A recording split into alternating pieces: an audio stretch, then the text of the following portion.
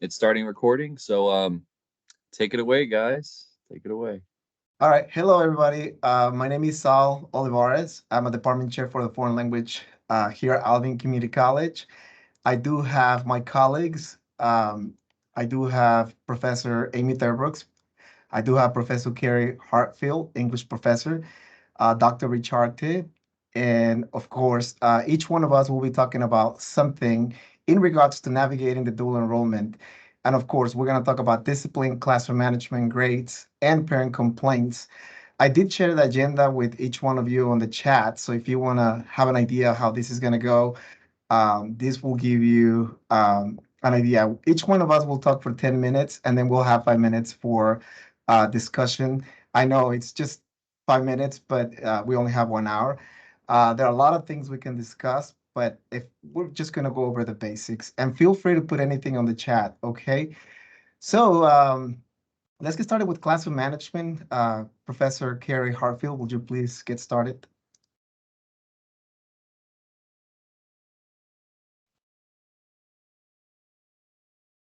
You're on Okay. mute, I think. I know. I'm working on it.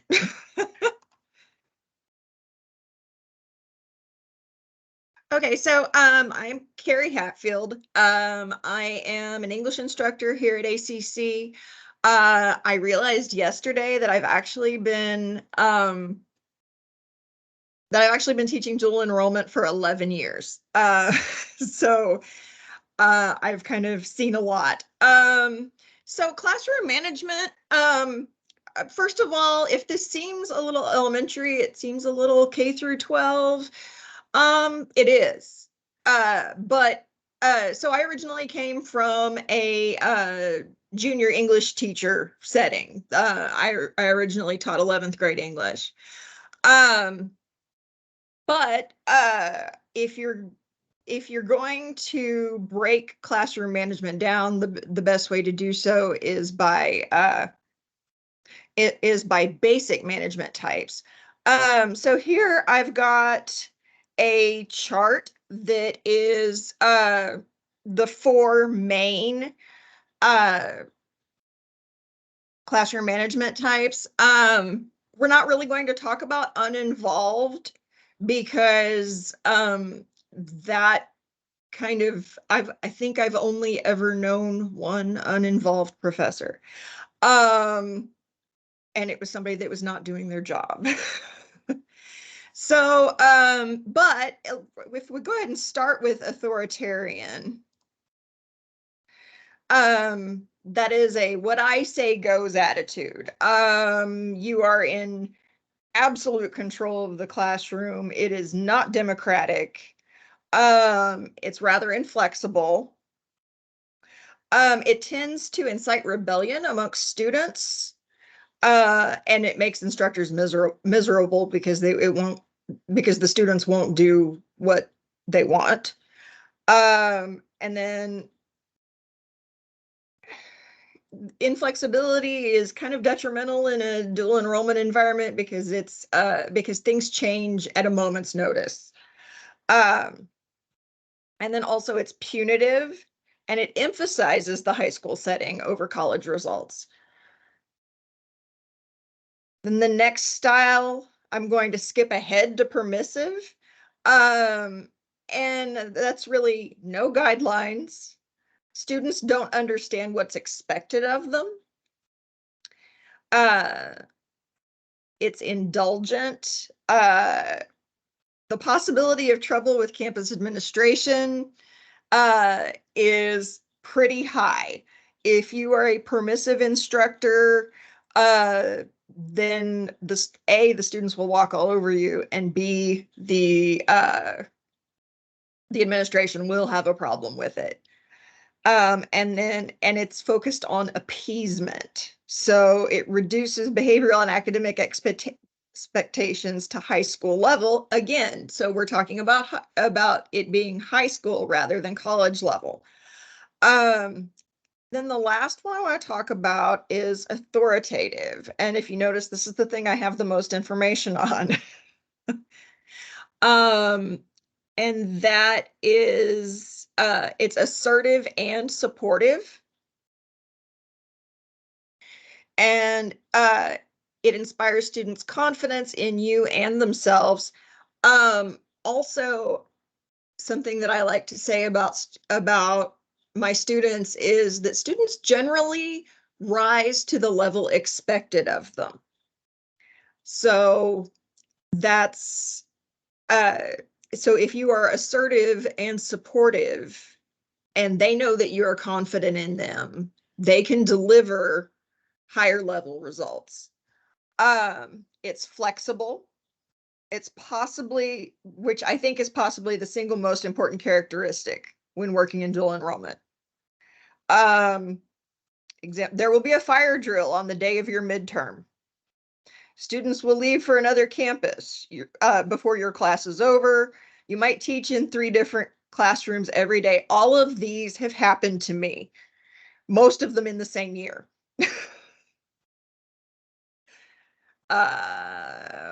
Or you'll be displaced because of testing. But it sets expectations and standards. You have clear procedures in place, and they know what to expect from you as well. It promotes an environment of mutual respect. Something that I will say about kind of my attitudes about classroom management, I am okay with chaos as long as it's productive chaos. And there are boundaries and we don't cross those boundaries, but that's how that works. Anyone have anything? I'm a little confused here. Are we letting people ask questions and add as we go, or are we waiting till the end? Absolutely. Anyone can ask any questions about anything. This is the purpose of a roundtable. Well,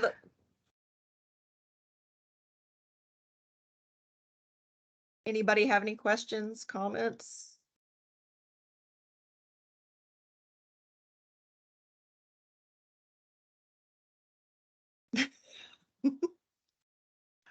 All I right. agree, not yet. But I'm Not nodding for yet. basically everything you're saying. Yeah, keep talking. Oh, well, that was it for me. I don't. Well, I do have an experience to share. I think all of us have tried some of these things and we've experienced, especially those of us who've been teaching for so long, we've tried them.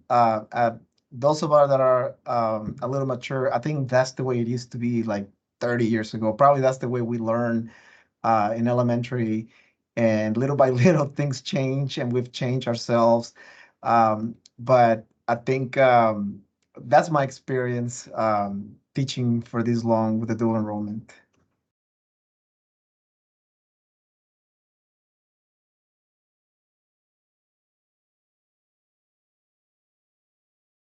I think you're Yeah, it right. is a challenge. Go ahead. Oh, sorry. ahead. Can I go or you should go? It's okay. Oh, you go. Okay, thank you. I appreciate it. No, just commenting on everything you're saying. It is true. I think we have experienced all of us midterm as a fire drill, and it does help whenever the high school administration has changed things so that they try to minimize those moments. But in our college, we go to the high school, so it changes from high school to high school, the culture. Sometimes they do minimize it and they say, well, most of the college instructors are not here on Friday, so they end up doing things on Friday because most of them, because in the Spanish department we are on Fridays there too. But they try to minimize those things, so it helps whenever they say, okay, when there are not college classes, let's do this, and it does help. The interruptions and everything. But sometimes, it's not a planned drill and it happens that the alarm goes off in the middle of your testing. And yes, it is important that not only they use stay positive and flexible, but yes, the students are watching. And that is very important because they panic. Oh my God, it's okay. We'll figure it out. It's all right. We didn't plan this. It's okay. Okay, so we have to walk down outside and let's go the distance that it should be outside of the building for safety and everything. And then we just rearrange things, and it's okay. So if that happens again, they're not as panicking as they did the first time. Whenever they see that you're okay with flexibility and it's okay to change things at last minute notice, because there are things out of your hands that you cannot control.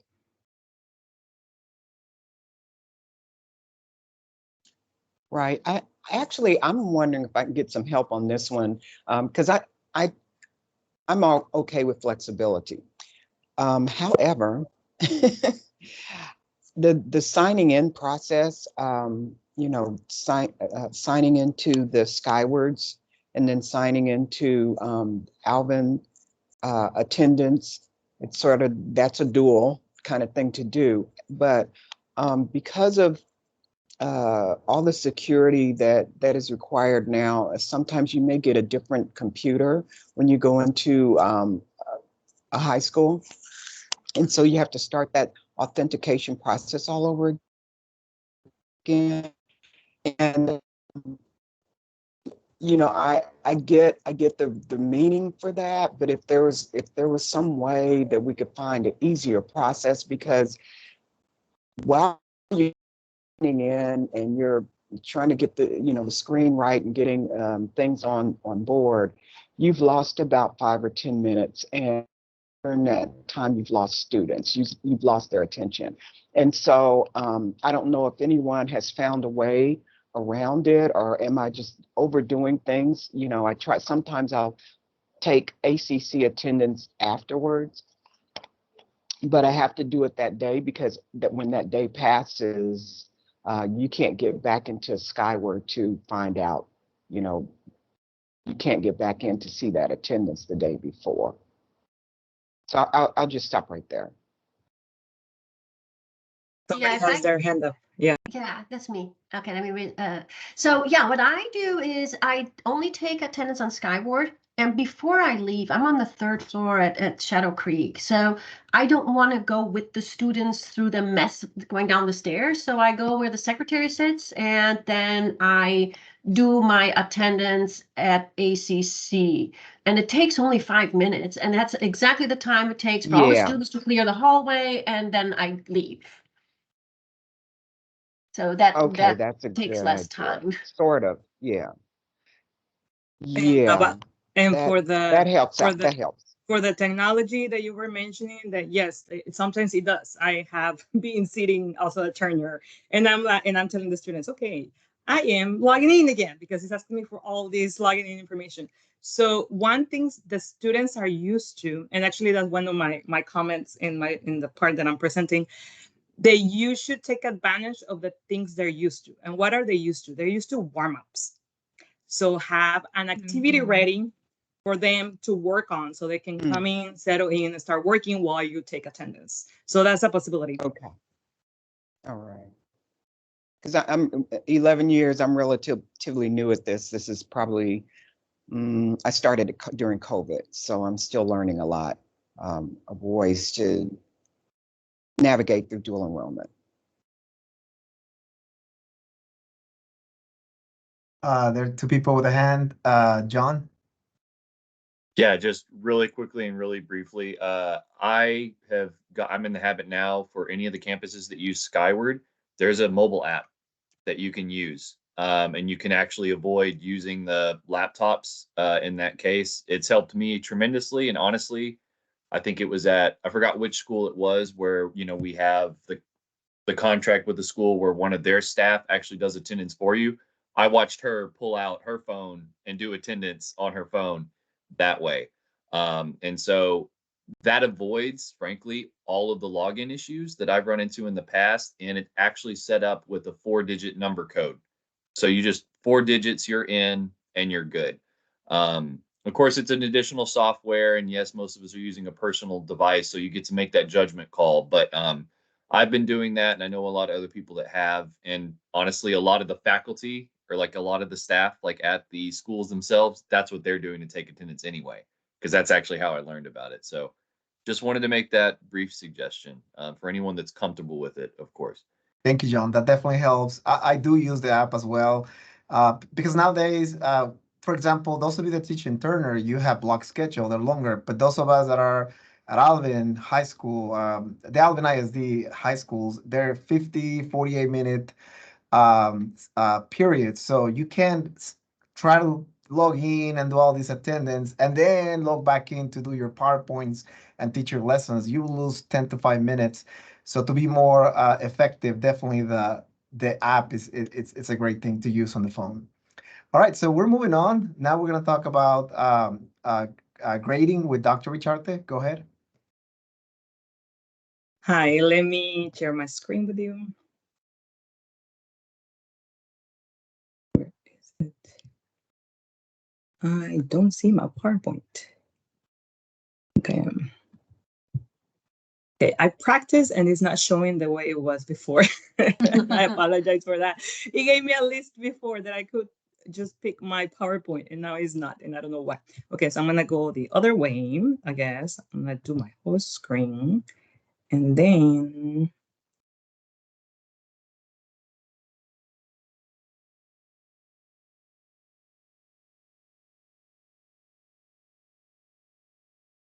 can you see my PowerPoint?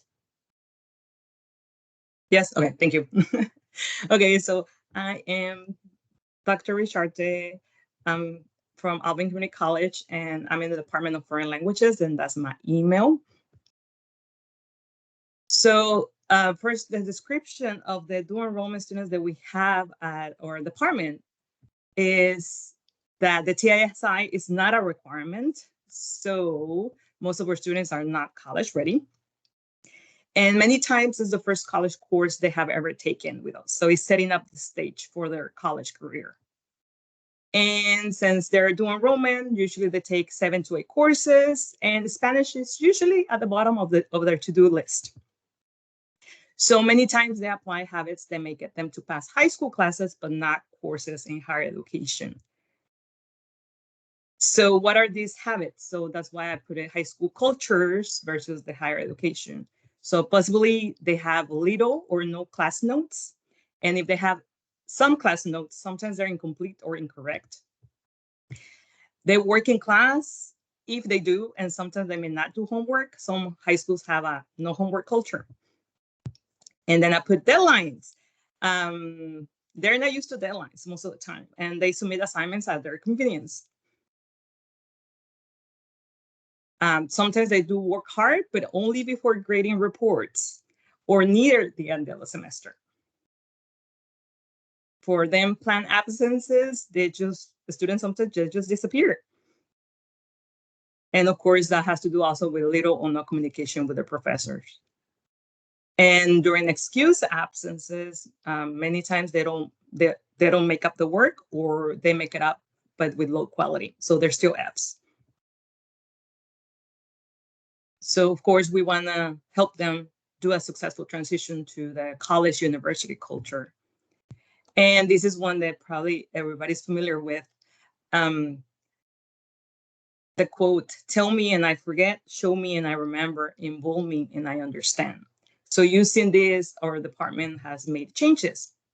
And the general thing is using a lot of scaffolding. I'm sure that the people that have been in years in the enrollment, they do a lot of scaffolding, not only the teaching, but also in the class design. And one thing to consider in our courses is that language courses are by default cumulative. And that's very important, because if they don't learn the first concepts, the later concepts they're going to be completely lost. So there's no skipping steps. So what do we do? For instance, in Blackboard, we use Blackboard for the platform. Everything is posted there. Organize is an example in one of my classes. So I tell them, I know I'm giving you a lot of information. So if you say, oh my God, what did she say? Go to your course and the information is posted there. So you can read it or go through it slowly so you can process it better and remember. And one of the things sometimes is that if you don't go into all of them, the one that you have to know is course content. And why course content? Because everything is organized. And we have it organized in learning modules, aka folders. And this is the example on the bottom. And what I do also is if there's something different on a week that is different from other weeks, because of course we all have the lectures, we have the practice and everything. See something different, I post it there outside on the folder. So they know there's something different coming up. And of course, inside the folder, everything is in order also of the things that we're gonna do that week. So they find themselves fast on what they're supposed to be and what they're responsible for. And usually I get very good comments, feedbacks on students about the organization of the courses. And then homework, it is per grade because we know in general, if it's optional, students don't do it. And we know as college professors that if you don't do the homework, if you don't do the practice, you're not gonna do well on the assessments. But the students, since they're new, they're used to different things. As in high school, sometimes they don't study, they don't pay attention, but 10 minutes before the test, they study and then they pass. That doesn't happen in higher education, we know that, but they don't know that. So definitely encourage them to do their homework. So homework for a grade. In our department, we use my personal lab for the practice, daily practice. So it's unlimited attempts, only the highest score goes into the grade. So that's encouraging for them. We all do it differently. We do provide deadline extensions, of course, with penalties, but it's also to help them meet that deadline. And we know that if they don't see the serials, they don't try to do them. So also that helps whenever the deadline goes past and it's a serial, so like, oh my God, and that give them the urgency to do them. And then my personal lab, of course, the homework there is always accessible, and that's just the system the way it is. And then the way we have it is we have weekly quizzes. We used to have before, well, a long time ago, we used to have, for example, chapter quizzes. So it was more like the first assessment within a month. And of course, that's a problem because if students are not doing well after a month, sometimes it's already too late to recover from a bad grade after 4 weeks into the semester. So we have weekly quizzes, and that starts on the first week with our syllabus quiz. And from then we already know how they're gonna be doing. So and they can see it too. In our quizzes, we allow handwritten class notes. So that's encouraging them again to take notes during lesson and outside of class. And it's a red flag for them because it has happened in my classes that they say, I got a bad grade on my quiz, but this is what I have in my notes, and that's what I put, and this and that, and they're upset. And then I was like, okay, let me see your notes. And I said, okay, open the PowerPoint or open the e-textbook. And they open it. And I'm like, okay, what did you write? And like, okay, I wrote this. Okay, what does it say in there? And they're like, oh my God, I don't know why I wrote that. The information is incorrect. Or sometimes it's just incomplete. I'm like, that part is missing. Look, and I show them, right, for them to go back. And they're like, I don't know why I didn't write that. So because of course, taking notes is a skill. And many times since they're new students, they're not college ready yet. That skill hasn't developed yet in our department with our students. For weekly quizzes, the notes are allowed, but no other aids, again, encouraging the note taking so it can become a habit. And for quizzes, we have that in our department, up to 2 attempts, and only the highest score is considered the grade. So again, encouraging them to, you did bad, it's okay, go back to your notes. If there was something that it was asked and you didn't find them in your notes, that means they're incomplete. So go back and check, prepare again so you can do better next time. And they do appreciate that, the extra attempt. And then of course, that's setting up to the exams and major projects, in which of course it's only 1 attempt, no extensions, no aids. And we do have, for example, our major project is at end of the semester oral assessment, which is a memorized Spanish presentation. And again, the scaffolding is not only telling them, okay, now is the time for you to start your presentation, but actually work with them. So we all in our department, we work with them. So we divide it. Script first, of course, you have to know what you're gonna be saying in the presentation, but they have to work so it's correct grammar, vocabulary, and then it's meeting requirements. And after that, of course, they should be working on their PowerPoint, and of course, practice and memorize the presentation. But we all do that. We start at least in class, even though it's homework. We take a few minutes, and it's very productive. We take time in class so we can get them started, and then checking with them throughout the weeks. And of course, they see at the end, they're like, when they have that A, that high A, or that even 100, they're so excited. And it's like, oh, remember when I asked you to do this early in the semester? Well, for them, it's early, but we know that you have, for an end of the semester project, you have to work in advance. But of course, they don't know that. But whenever we show them, like, okay, so whenever you have another class and you have an end of the semester project, this is what you're supposed to do. You're supposed to break it down and start working early because you have so many other responsibilities. So you want to make sure that you manage your time well. The other thing that we have is, of course, other things to consider. In our department, we do take the first week of classes for setting up. So it's only setting up, teaching the students log into Blackboard, register and log into my lab, which is my personal lab, how to access ACC email so they know how to contact us outside of class. We have syllabus quiz. We also have that week for technology because we are the high schools, and sometimes the technology, most of the time, is not working properly. So we have that week to get everything set up. And again, showing the students, okay, this week we're setting up, make sure that you can connect and all that good stuff. But after this, we won't have time in class to take class time to do this, because then after this, we have to focus on content. And as I mentioned in the other example about the warm-up activities, use familiar terms with them to help them explain things, and not only that, to be successful. Like if you know you're taking a few minutes at the beginning, 5 minutes or whatever at the beginning of the class, and the students are not settling in or they need to work on something, then use a warm-up. I know Professor Brooke does that, and it's very effective. Other things, for instance, put state in quotation because they're used to the meaning of STAR test and how it is imperative to follow the state rules, and you cannot break policy because you're not going to be in compliance. So using that, and I do tell them, okay, it's a state, but it's not a state. So it's state in quotations because in higher education, it's a little bit different. It's not by state. But I explain to them, okay, we're supposed to be doing, for instance, for us, it's 80 contact hours, 5 hours a week. And explaining that to them, they're like, oh, okay. And using that state, they make, oh, we cannot deviate from that. We have to meet the requirements. And also words like makeup, well, and I tell them, because they're like, oh, I can't make up things. And when my explanation is like, but you do, because we don't use the word makeup, but you do make up because homework, you have a limited attempt. So you can make up your bad grades because only the highest grade goes in there. And then the quizzes, you have to attempt. You can make it up. And other things, also familiarity. When they're used to testing in the high schools, I have thought they're used to taking quizzes and things like that on Fridays at the end of the week. And of course, that's checking in your campus and what days do you go there. But it's maybe checking what they're familiar with, or maybe you want to do the opposite, not having a test when they're used to because they have all these other tests. The other thing is early alert, our college has early alert. So what do we do is with advisors, this is work with advisors. So since I mentioned that we have even quizzes since the first week of classes on the syllabus quiz, and then the second week is already on content for that week's lessons.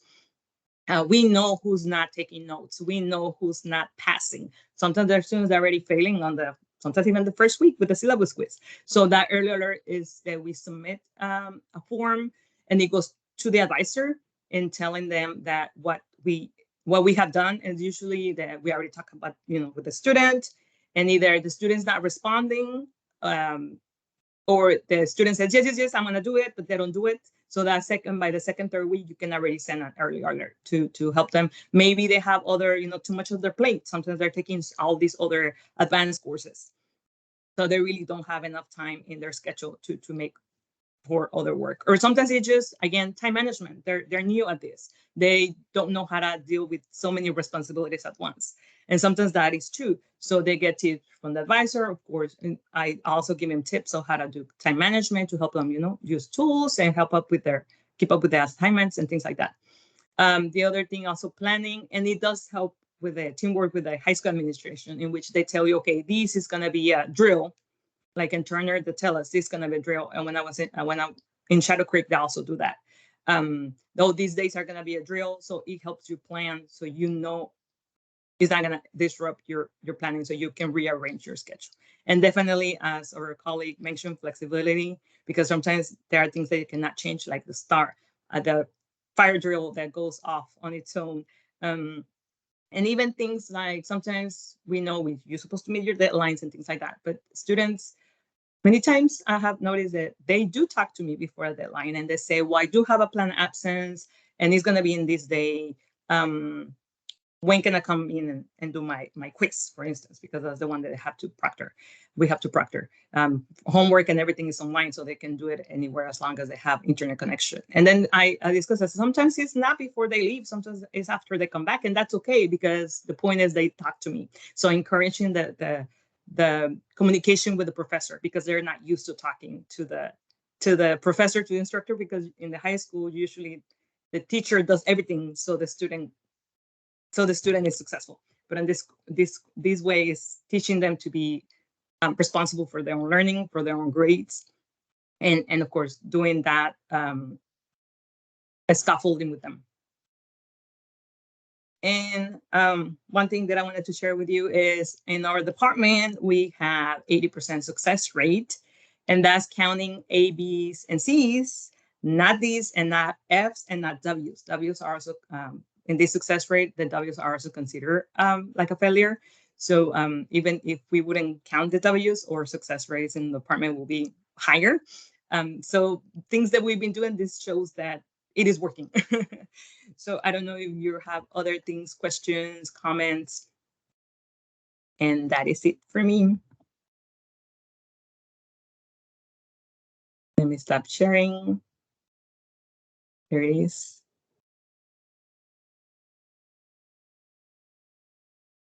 You guys been very quiet. Either you're really thinking about all this, or you're just writing down everything. I have a question. The last slide caught my attention about the pass rate. So I've always considered A, B, C as passing. I've never had to do that until I came to Shadow Creek High School, where you do P's and F's for the first grade report. And so I put a lot of F's because people got D's, and then I was corrected and said, I cannot do that. People with a D are a P. And I'm like, oops. Is that so? What do we do? What is it? Any suggestions here? I did then change it, but I felt bad. But I don't think someone with a D should be a P, and I have an issue with that. Well, the fact is that if they make a D in your course, then that is passing, but the credit doesn't transfer. So a D is technically passing. It is passing for the high school as well. They have a different rubric. I know a 60 here, and the high school is a 70 something. So they used to give us that rubric, but it created more chaos than actual clarification. So all of a sudden, they kind of disappear. It's only on the advisors at the high schools and the register. For some reason, it's no longer in our hands. And we no longer have to really explain that. But just be aware that a D is passing, but the college does not, well, the administration wants or counts only C's as success, and it has to do with state, okay? I don't want to really want to get more into it because I think that's a question you might want to ask your dean for the specifics of it. But the state considers that a success, and it all has to do with numbers, because someone can graduate with a D, someone can go to university and graduate with a D, and believe it or not, I've encountered people with a D average. Obviously, you don't want that. You don't want anybody to get a college degree with a D average, with a 1.9 GPA. No one will hire someone like that. And again, I've encountered people like that come to me and say, well, I want to be a teacher, but I had a 1.9 average. And I said, how did you graduate with a 1.9 average? How did that happen? Well, it does happen, unfortunately, but just be aware of that. Well, some colleges also allow you to have 2Ds or 3Ds in a class and not have to repeat that class. But like you can't have 4Ds in 4 different classes, but you can have 3Ds in 3 different classes and still have that as a credit. You don't have to take that course again, but you only get like 2 or 3, and it just depends on the college. So I think that's kind of how the high school's going too. They're saying, well, they almost made it. And It's more of that, trying to include everybody.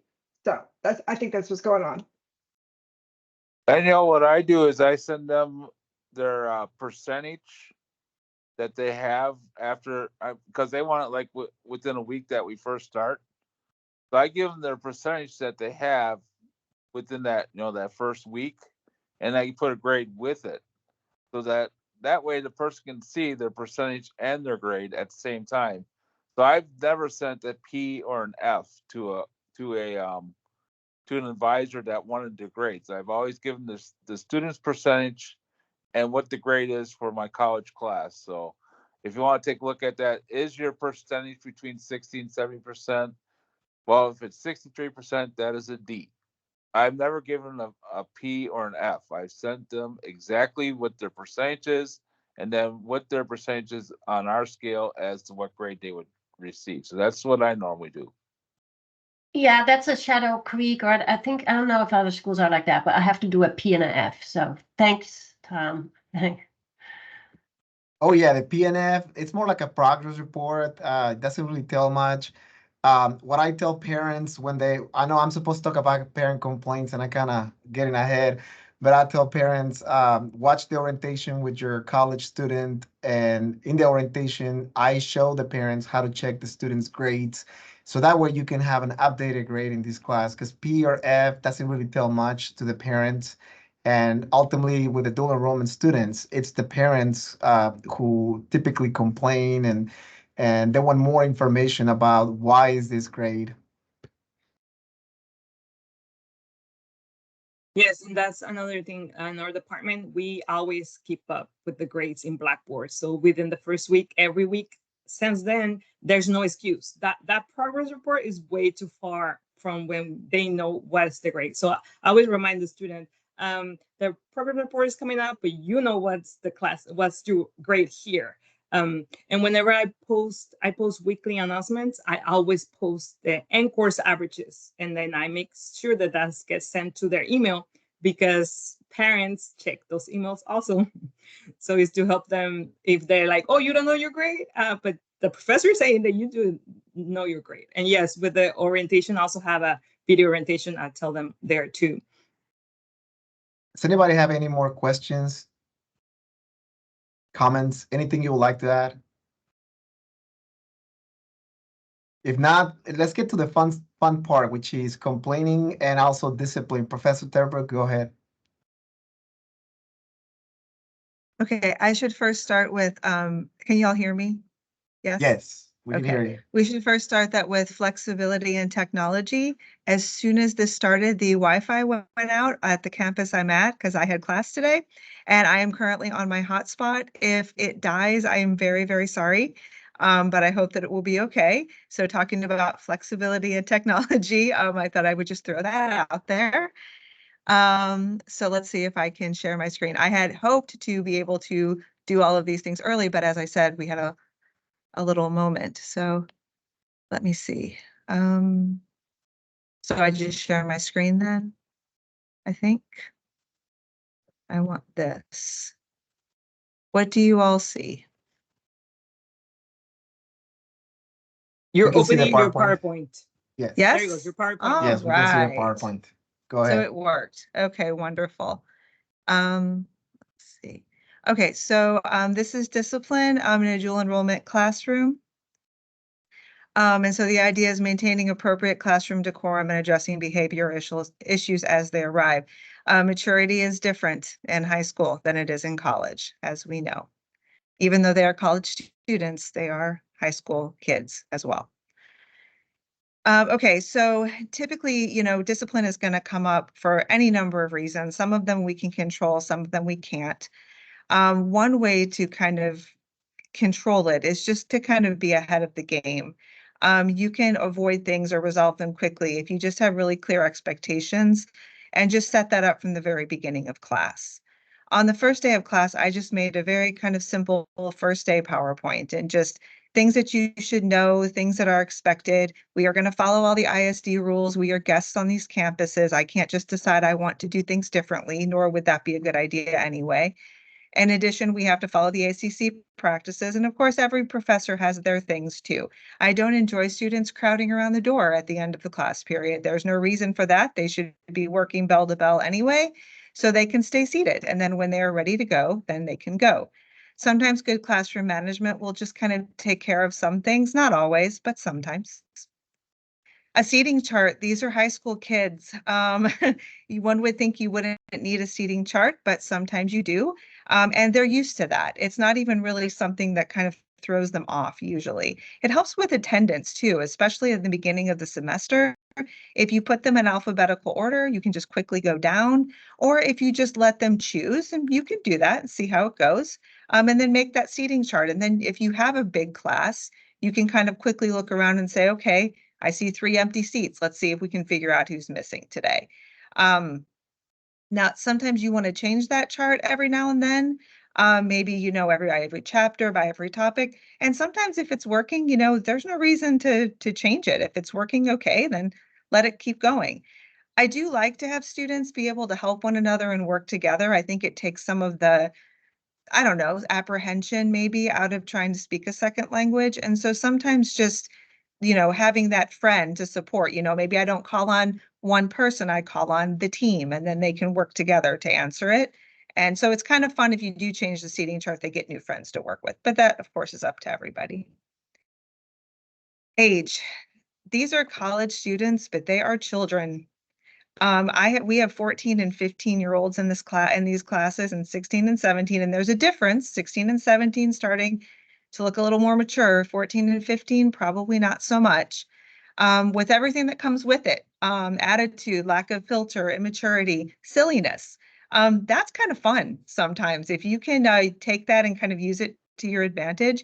Being a little bit silly sometimes kind of staves off a lot of problems, like we are being serious, we're giving you the content, we're giving you what you need, but there's no reason why you can't have some fun with it too. If a silly song helps you remember the alphabet, let's use the silly song. It's okay. You did that when you were little too, and you still know the alphabet. It's all right. I do try to kill them with kindness, quote unquote. Sometimes they think they're trying to be respectful. They think that they're trying to say things the right way. And it's the first time they've ever tried to talk to an adult. So sometimes I always try to approach it that they tried hard to do what they were supposed to do, and maybe they didn't always succeed, but at least give them that benefit of the doubt. Idle hands are the devil's workshop, as Dr. Richarte said. Keeping them busy is a good idea. They're used to this. They are used to being told what to do all the time. So if you put a warm up, they'll do it. If you keep telling them to get on task, they'll do it. And sometimes they won't. But they're used to people telling them that. Because even though they are college students, they are 14, 15, 16, 17 years old. So I do like to keep them busy kind of all the time. And, the busier you are, it's kind of harder to make those bad choices. New generation. It can be an adjustment dealing with high school students today. They are very sensitive to everything, to criticism, to anything that you might say. If a class is not behaving the way that they should, and it's kind of a lot of the kids in the class, then what I would do personally is just kind of address it as a classroom management issue. We all need to behave ourselves, et cetera, et cetera. If it's a certain kid or a couple of kids, grab them in the hallway before they come in or ask them to step outside. You never want to call anybody out and make them feel upset about it. They are very sensitive. I would say maybe more sensitive in this generation than maybe what we've seen before. I do think COVID has a bit to do with that. Kind of being online for a year or 2 years, I think has made some social skills a little bit less than what they could be. And I think sometimes we're learning still to live with others. Again, I always try to be kind, give them that second chance whenever possible. But of course, we cannot have a learning environment that doesn't allow students to learn, because it's not okay for one kid to take over and then nobody else gets to learn anything that day. Oops. I don't know what I just clicked on. We're good, right? Everything's good? Yeah, we're good. Okay, good. So I'll shake your head because I can see you. Okay, so if discipline does escalate, there's a bunch of things that you can do.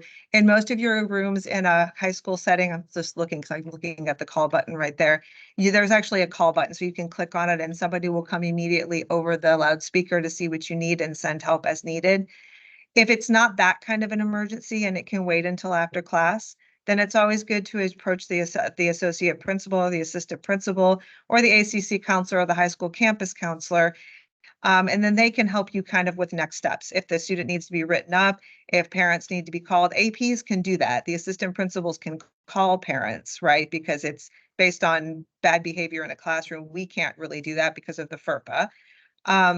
But then they can help you kind of get to the next appropriate steps as needed. Sometimes it's a simple conversation. Sometimes it's this kid maybe shouldn't be in this class and it would be better for them and everybody else if they were in a different class. But obviously every situation is different. Personal experiences, I've done it all. I've used the call button, I've contacted an AP, I've contacted a counselor, I've spoken to the class, I've pulled kids out of class, I've done it all. And I have experienced that usually high schools are good about working with you. They'll have your back, they'll help you out. So just, you know, I think a lot of things can be solved by just kind of a lot of planning at the beginning. But if things do come up, I do feel like there's a good amount of support for us. They want us here. They want the dual credit program, and they want that for the students. It's good for them. So it's something that they will work with you if things get out of control. At least that's been my experience. And so I will open it up then to everyone. What are your experiences? What questions do you have? Maybe I've been the lucky one and I've had less than others, or maybe I've had more than others. I don't know.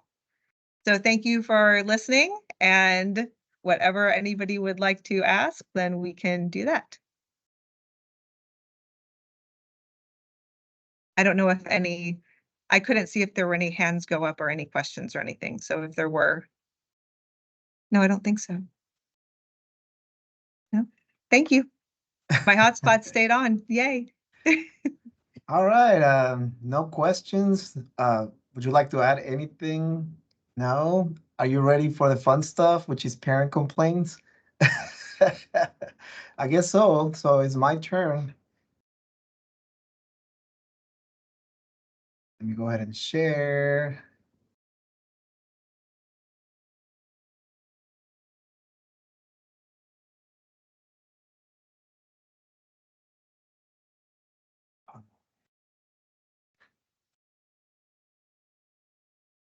Can you all see my PowerPoint? Yes, no, no. Okay, hold on. Let me stop it.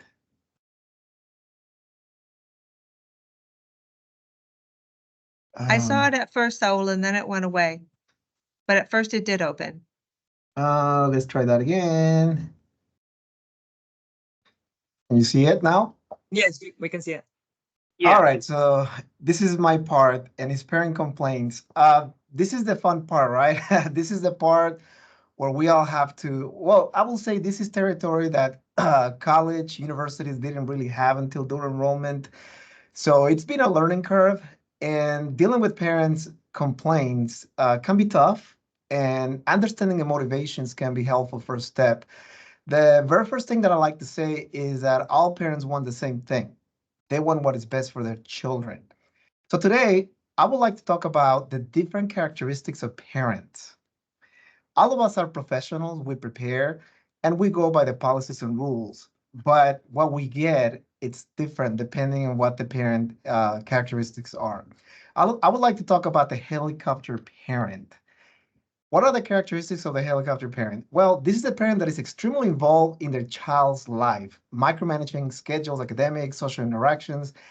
They might react angrily to any perceived threat to the child's success. And after COVID, happiness. That's the number one thing that I've encountered the most. Parents want their kids to be happy regardless.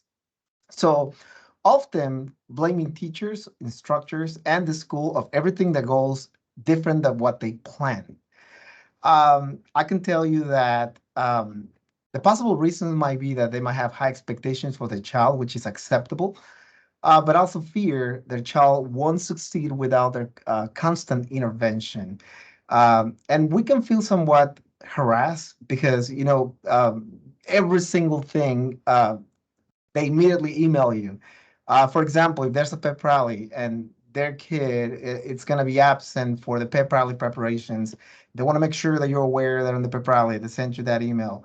The kid is going to miss certain class and they send you that email. And the kid scores a high or low score, they send you that email. They want to know everything. So the tips for dealing with this is you have to set clear boundaries. The first thing when they email me, I email you back the FERPA. You know, it's a prerequisite that we must have. We cannot communicate with parents unless it's a FERPA. But not only there's a FERPA, we also email the way we handle things in the dual enrollment. So my advice is typically yes, answer all those emails, but the first email has to be the FERPA. Once you set up the FERPA rules, then apply those rules. Say, if you want to know specifics about the class, in terms of grades, we cannot discuss those things unless the student is present. So what I typically do is I ask this particular parents, let's go ahead and have a meeting in Teams or stop by the school and let's set up a meeting to talk about these things. But if it is general things about the class, I usually email my orientation, which is a video, and I say, go ahead and sit with your college student, go over the orientation, and make a plan so you can help. Because one thing you want to keep in mind is that you want the parent to collaborate, to help, to facilitate, right? So what I usually tell, well, if your kid is going to be gone for a day because of a pep rally, I'm going to put everything online and you can help facilitate at home by providing a working computer where the student can catch up, either daily work or assessments, right? So the boundaries have to be clear, explain school policies, which is the FERPA, and encourage the parent to trust the dual enrollment's ability to support their child. And this is what we call a helicopter parent. There's some extreme instances in my experience uh, where testing is the final exam, the testing is not even over, and when the parent is already knocking on the door. I was like, wait a minute, how did that happen? So, because kids have cell phones, they immediately text message, Mom, I failed this test. I think I'm gonna fail this class. In that case, I said, you know what, set up an appointment with me. Right now, we're still testing. Follow the policies, testing rules, school policies, and let the parent know that those policies have to be followed. Then we have the frustrated advocate. The characteristics are that this parent feels their child hasn't been given a fair chance, is being misunderstood by the system. They express anger through passionate advocacy, often questioning teachers' methods and administration policies. And you always get the one kid whose parent tells you, well, my kid is so smart and he gets bored in your class, or she. Um, the possible reasons they might have had negative experiences with the school system themselves or be genuinely concerned about the child's well-being. Tips for dealing with this kind of parent is listen actively, be compassionate. It doesn't mean you have to understand and uh, agree with everything the parents say, but listen to their concerns and provide factual information, offer solutions, and collaborate approaches. Like when this kid said that he was so bored in this class, I said, well, this class has everything available online. One thing you can do is work with the videos at your own pace before class. And when you come to class, you can have specific questions about, specific things that we cover in class. We also have the entitled parent, which is very common nowadays. The parent believes that their child deserves special treatment and is quick to anger when they don't get it. They might expect rule exceptions, preferential grading, or blame others for their child's shortcomings. We do have a project called the oral assessment, and kids have anxiety. It's a presentation in which kids work for the whole semester. It is a presentation in which we walk these kids through writing a script, creating a PowerPoint. We encourage them to do mock presentations. So when the end of the semester presentation is ready, the kids that follow the process, obviously they do a very good job, but the kids that ignore everything, those are the ones that have the anxiety. Those are the ones that are having a hard time. So what I typically do with this parent, I offer choices. The kid can do this presentation online if he feels uncomfortable being among other kids. They can also do it during lunchtime. They can do it after school. I do give them choices, a way for the student to find a way to deal with anxiety and still do the presentation. But again, we still have to meet learning outcomes regardless. So remain calm and professional. Again, at that time of the year, everybody's special ed.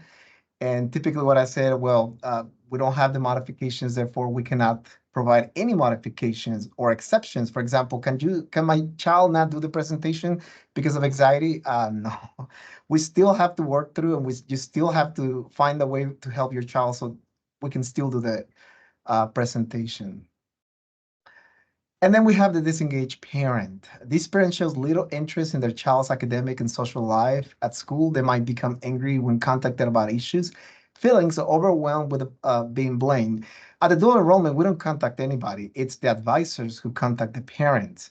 The advisors also talk to the counselors at the high schools, and they let them know what's going on. We do an early alert, and it's up to them to contact them. Um, Possible reasons: they might be facing personal challenges, lack of parenting skills, or have strained relationship with the school system. What I've noticed since I've been teaching everywhere is we have very young parents, and we often, if you have a 14-year-old having issues in a class, in a dual enrollment class, and then you have a parent that is 29, 30 years old, what that tells you is that that child was raised by technically another young person. So that's one thing that we need to be aware. So we need to express concern for the child's well-being, offer resources and support, and involve the school counselor as well as the dual enrollment advisor if needed. But those are the things that I've encountered myself teaching dual enrollment. And the other thing I've encountered is grandparents raising these kids as well. So remember, these are just common types, and individual parents may exhibit traits from multiple categories. It's crucial to stay calm, professional, and focus solutions, not getting drawn into arguments. Again, be a professional, be a good listener, and show compassion. Even if you don't agree with everything that the parent is telling you, let them know that you care and take notes. Because like I said, all parents want their kids to be successful. And if we can find a solution, a path for that struggling student to find a way to complete the class and be successful, then that's ultimately what we want. It is unfortunate that sometimes it requires the high school principals as well as the dual enrollment administrators to step in. If that is the case, don't be afraid to ask for help. It's unfortunate, but sometimes it's required for us to have help. Remember that parents who complain often just want what is best for their kids, and I keep emphasizing that they're not our enemies. They could be our allies, as a matter of fact, as I said it. So it is always important to prioritize your own safety and well-being when dealing with a difficult parent. Always have your door open when you meet with them at a classroom. Let the other people around you that you're having a meeting, just in case things go wrong. Always de-escalate situations. It's always very important to do that. Be proactive, and my experience dealing with these issues typically is all about the grades. Once you provide a path, a way for the student to find a way and do well and pass your class, in most cases, those issues go away. This completes my part about dealing with parents. Does anybody have any questions? Anybody have any questions? No? I think I see one hand up. I do want to just say we are going to be out of time pretty soon, but since we have the lunch break after this, I think we can fudge the numbers a little bit. But just so everyone knows, this officially ends at what is it, 11:55, and then the lunch One more session, minute. right, is from One more 12 to minute. 12:30. But I just want to let you know. But no, by all means, keep going. Thank you. Rosalinda, what's your question? I don't really have a question. I have a comment, and I stated I was only waiting for this because I will be a parent of 2 dual credit students at ACC coming this fall, and I'm a temporary full-time faculty in the English department right now. Reading your parent, I guess I'm a helicopter parent. I will admit, I'm not even gonna lie. I had kids late in life, so I do watch every little thing that they're doing, but I can tell you, being faculty, I also know that it's your grade, your fault. You know, if you're not doing the work, don't expect the grade. That's not my job. That's not what I'm going to do.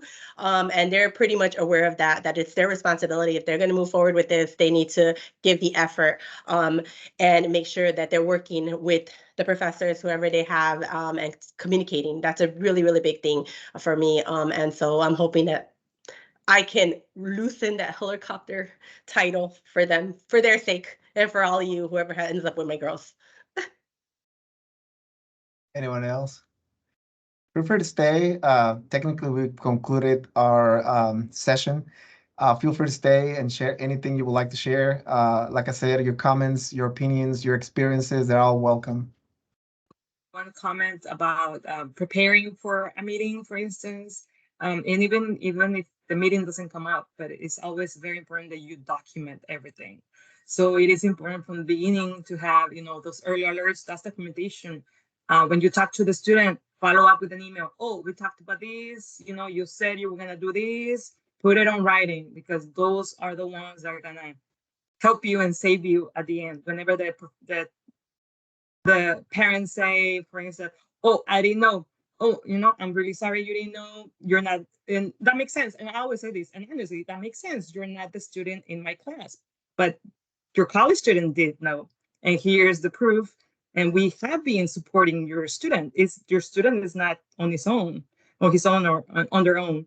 Um, but that does help, because then when they see, they're like, wait a minute, because of course the student is not going to tell them, yes, dad, it was my fault, I didn't do my work, and I was on my cell phone the whole time I was in class instead of taking notes. They're not going to say that. Well, of course not. So whenever the parent sees that, oh, okay, you weren't telling me the whole truth, that has been my experience. There honestly is, of course, communication. The student didn't tell the truth to the parent. That's why the parent is upset, of course, because their child was not given a fair opportunity, or he wasn't given the fair makeup if the student was absent, you know, etc. But of course, that's usually not the case. That's not the case. But it does help, definitely, communication, because if that point comes up, that you have a meeting with administration, because sometimes they do complain to administration that they're not happy with the grade. I'm sorry that you're not happy with the grade, but you were given the opportunities, you were given all the support, but your grade didn't meet your expectations. I'm really sorry. There's nothing else I can do. I did everything on my part, and everybody else did, right? So that is, again, documentation is very, very important. I think that's what it has saved me a lot of headaches. And honestly, I haven't had that many. It used to, at the beginning, I had more parent conference, now more than now. But in every parent conference that I have had, is that the student didn't tell them the truth. And honestly, usually at the end, the parent apologizes to me, saying that he was sorry that he took away my time, and not only that, that he had to take time away from work. So actually, I do say that to my class. I don't know if that will help, but I do make that announcement in class. You know, like, whenever you, mom and dad, meet me, I'm not gonna lie. I'm gonna say exactly all the opportunities you have had. If you were talking, you were off task during class, I'm gonna have to say that. I can't lie. It's not ethical, just to begin with. So guess what? It is part of being mature, saying, you know what, mom and dad, I wasn't really paying attention. That's why I got the bad grade. And I'm like, it's not the end of the world. You're just being responsible that you didn't do what you were supposed to do. I don't know if that has helped, that the meetings have diminished, because I do tell them at the end, your dad is going to be more mad because they have to take away time from work to meet with me. So that's all. Anyone else? That's anything you would like to share with the group?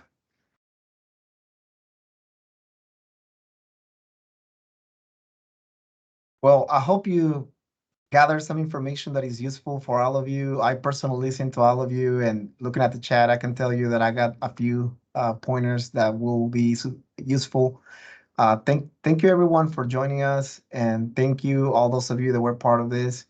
We look forward to continue with the conversation.